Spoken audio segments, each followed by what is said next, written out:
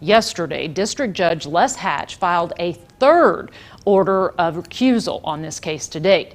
A lot of nuances and complexities that have been left unaddressed. Yeah, KLBK's Elizabeth FITZ spoke with several attorneys about the way this case has been handled versus how others have been dealt with in the past. Elizabeth? Matt, Terry, when someone is arrested prior to being charged with any crimes, when the faces of innocent people are plastered in the media only for them to be found not guilty later, when someone spends a year and a half in Lubbock County Detention Center unable to pay bond only to have his case later dismissed, the damages last a lifetime. Usually what happens is someone gets shot, there's officers on the scene, that person gets arrested, and then they sort it out later. They continue their investigation while that person either has to make a bond and get out, or that person remains in the detention center until the investigation is complete and a charging decision is made. The way attorney Dwight McDonald has seen Lubbock Police Department handle many cases over the last 28 years of his practice. There was an incident that took place at a convenience store on 4th and Avenue Q, where, and if you look at it, his fact pattern was very similar to the one with Kyle Carruth. Kyle Carruth didn't get arrested, has never been arrested, never been charged, and his name has never been released by the law enforcement. This other individual was arrested that night. His name was released. He was on television the next day. An investigation was made by the same agency that is investigating, or that led the investigation on Kyle Carruth.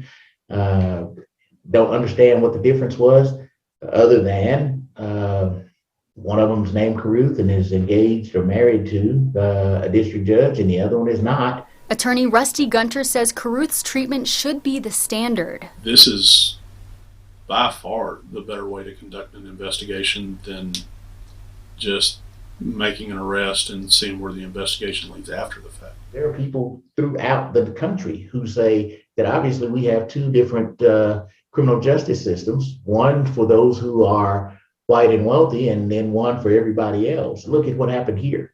You're telling me that it's been the standard procedure in Lubbock that if they arrive on scene, folks are going to get arrested, except in this instance. Not listed as a suspect, not arrested. So that certainly lends itself to that conversation of, is there a racial or socioeconomic disparity? It does cause me some concern, because as a practitioner for 28 years who has done nothing but criminal defense work, I have put a great deal of belief and trust in this system, and it troubles me as I now get older and a little more reflective to see some of the discrepancies and try to navigate why. Gunter is also perplexed by these same questions. If I represent that next person, what I'm screaming for is I want the same treatment. There's a reason that Lady Justice wears a blindfold, because this system is not supposed to take into consideration your race or gender, or your socioeconomic status, or your political status. Unfortunately, that isn't always true. Elizabeth FITZ, KLBK News.